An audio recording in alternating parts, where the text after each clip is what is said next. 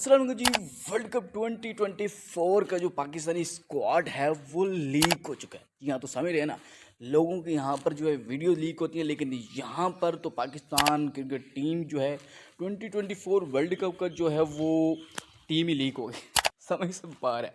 यहाँ तो ये हुआ कुछ ऐसा है कि पाकिस्तानी क्रिकेट टीम के जो ऑफिशियल्स हैं उनकी तरफ से एक टीम यानी कि ऐसे ही तुक्के पे जो कहते हैं वो मरूजी जो होती है उसमें हम तुक्के पे ऑप्शन लगाते थे ABCD जो भी था, उस तरह से पाकिस्तानी टीम के जो ऑफिशियल्स हैं उन्होंने एक तुक्के पे टीम जो है वो अनाउंस करके लीक कर दी है। यहाँ तो सीन कुछ ऐसे हुए हैं।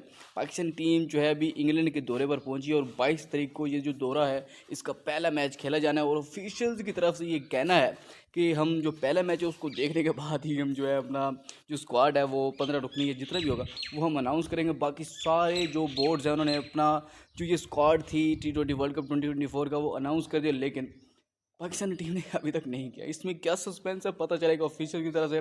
सो अभी तक न्यूज़ ये है कि पाकिस्तानी टीम का जो ये नीचे स्क्वाड है ये ही होगा। इसके कितने परसेंट चांसेस हैं जिसका किसी को भी नहीं पता, क्योंकि पाकिस्तान में अगले लम्हे ही क्या हो जाए किसी को कोई पता नहीं होता।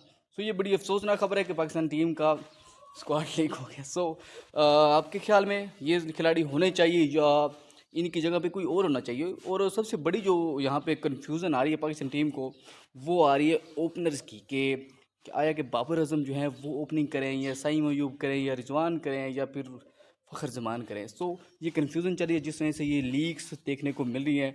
आज की वीडियो इतना ही अपना, क्योंकि बहुत सारा ख्याल अपनी जो कीमती राय है कमेंट बॉक्स में लाजमी दीजिए। अल्लाह ने के बाद।